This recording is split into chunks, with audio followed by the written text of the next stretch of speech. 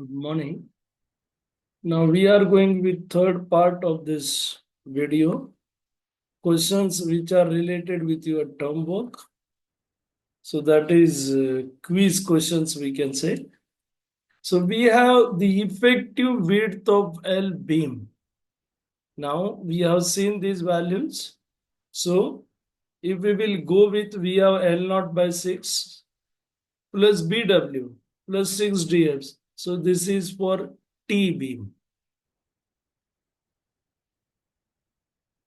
Then we have L naught by 12 plus BW plus 6 DF. No. L naught by 12 plus BW plus 3 DF. LB. Now you can see multiplication of these two values should be 36. When it is T beam, means we have same on both sides. So we have this and then we have this portion and portion on this same. So for T beam, we have these values are same. And then here we have L beam. So we have more on one side. So we have 12 into 336. So if we will go to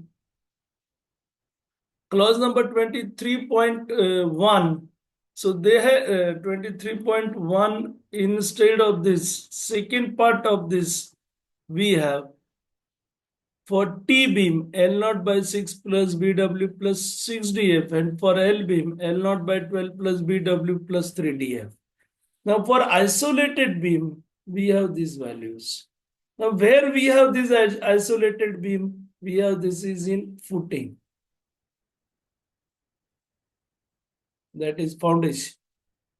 There when we have slab beam type, in that case you have isolated beam, and for T beam we have this value, for L beam we have this value. T beam means we have slab on both sides, slab on both sides of web, and L beam we have slab on one side of web.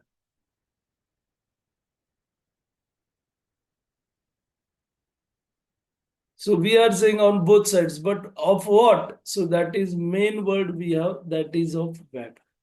So now here this is also important. Slab which is assumed to act as flange or T or L beam shall satisfy this condition. First, it should be monolithically constructed. Monolithic. And second, you can see if main reinforcement of the slab is parallel to the beam, then we have to provide transverse reinforcement as 60%. Means if main reinforcement is parallel, then beam is rectangular beam. Beam is a rectangular beam. And if it is perpendicular, main reinforcement is perpendicular.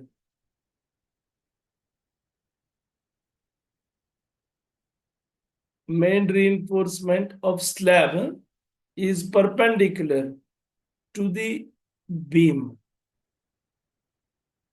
Then it will act as flanged beam.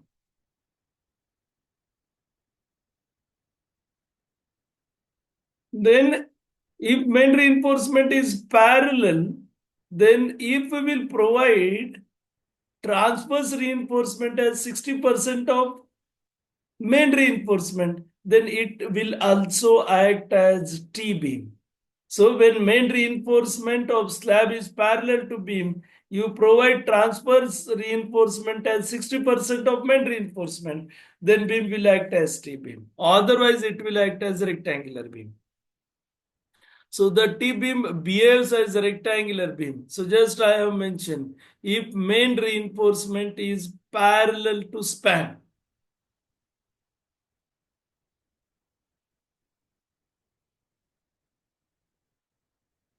The T beam behaves as rectangular beam? No. So answer is A,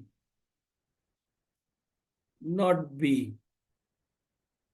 So answer, just we have seen, you can see over here. So I have also taken over here. So you can see over here. If main reinforcement of slab is parallel to the beam, then if you provide this, then only beam will act as T-beam. Otherwise, beam will act as rectangular beam. So when main reinforcement is parallel, it will be rectangular. And if main reinforcement is perpendicular, then it will act as flanged.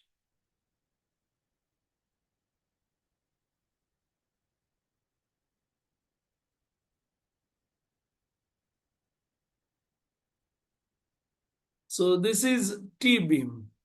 Then the development length. Now you can go for beam in your practicals also. You find this value for 2, 3 beams. May ask, that is given in class number 26.2. We have taken one problem in class. Try to understand this. We have this formula 5 sigma s, and sigma s we have stress in bar, and this value we are taking it as 0.87 Fy.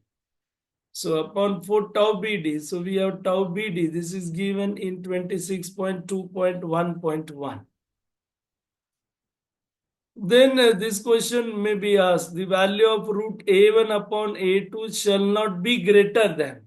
And we have given different values. So 34.4, if we will go 34.4, then they have given root A1 upon A2, but not greater than 2. And therefore we have option as C, root A1 upon A2. Now that is given. If we will go to your footing, this is related with footing. At the base of column or pedestal shall be considered as being transferred by bearing to the top of supporting pedestal or footing. So that bearing pressure. Then the partial safety, factor of safety of steel and concrete. So this is option is C. So here this is mentioned 36.4.2. Gamma M should be taken as 1.5 for concrete. So we have first C steel, and for steel is 1.15. So 1.15 for steel and 1.5 for concrete. Clause number 36.4.2. Then the compressive force in stress block parameter is, now we have seen, I already mentioned this, compressive force in stress block parameter. So if you remember, we have already gone through. Now compressive force is N. So Cu, if you remember, we have this as 0.416 XU. And your rectangular block, you have this value 0.428 XU. So it is not at the junction, it is in a rectangular portion. So keep in mind this diagram is most important. So the compressive force in stress block, again answer is wrong over here. So we have answer that is compressive force, answer is A. That is in rectangular portion, the compressive force of stress block parameters. So we have this option, that is option A. Then, so already I mentioned this. So these values I already shown you. So just Abu, so CU I have mentioned, you can see, you have this will be below this 3/7. And we have this value, I have drawn these values. 2 diagrams. So this is C. You can see this arrow is mentioned over here. Then the maximum strain in steel. So now you can go to that column. In column we have this value. That is Fy upon 1.15 ES plus 0.002. So we can have both options A and B because 1.15, 1 upon 1.15, this value is 0.87. And so this will go up. So it becomes 0.87 Fy upon E. So these two terms are same. First is also same. And therefore we have both C option A and B. The value of purely axial load is reduced for axial load with minimum eccentricity by. So 11% I already mentioned. You can have this will be purely axial. This is purely axial. And we have another value which is axial with minimum eccentricity. Axial with minimum eccentricity.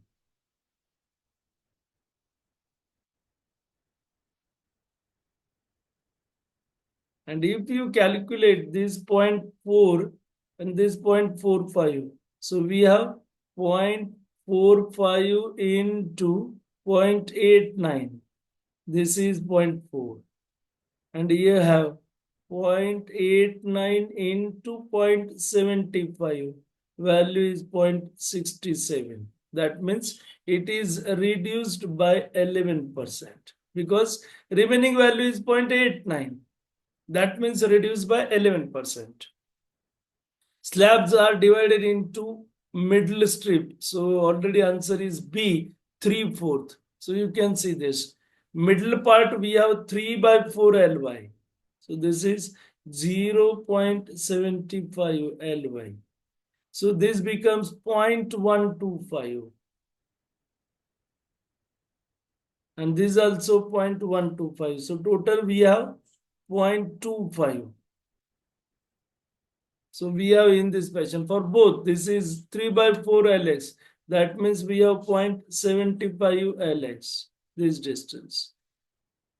And then again 0.125 Lx, 0.8. These are the diagrams where slabs are divided into middle and edge strips. In both the ends are effectively held in position and one of the end is restrained against rotation. Then the effective length. So we have option 0.8. You can go over here. Recommended values. Table number 28. We have here recommended values. So these are simple. Or I will write it as hinged. Will be better. Hinged on both side. So hinged, both portion hinged. Effectively held in position. And restrained against rotation. Sorry, this is fixed end. Restrained against rotation. So when we will mention it as restrained against rotation, so we have this as fixed ends. Both ends as fixed. Value is theoretical 0.15. We are not interested with theoretical 0.5. We are interested with recommended 0.65 L. So keep in mind, whatever first position, this will give you support is if held in position, then hinge. Held in position. Then we have this as hinged. If held in position,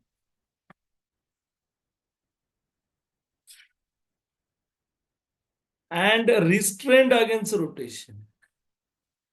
So if a restrained rotation is restrained, that means that is fixed support against rotation. Then we have fixed. So you have to see both. So here both they have mentioned. Now if you will go to effectively held in position at both ends, means hinged is fixed. Restrained against rotation at one end. So restrained against rotation at one end means one end is fixed. Another end is hinged.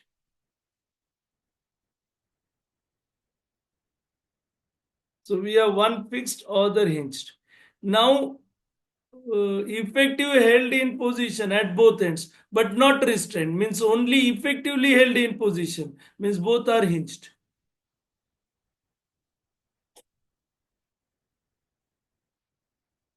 Now effectively held in position and restrained against rotation at one end. Means one end fixed. And at the other end, restrained against rotation. So you can see slope is zero over here. So it is in this fashion. If I will draw a larger diagram, then you can have slope zero. Likewise, here slope is zero because mention restrained against rotation. So when it is restrained against rotation, if I will draw a diagram of fixed end, so we have slope zero. So you can see some portion we have slope zero, and then we are in this way. So this will be restrained against rotation, means slope at that end is zero. So you can see slope is zero in this side.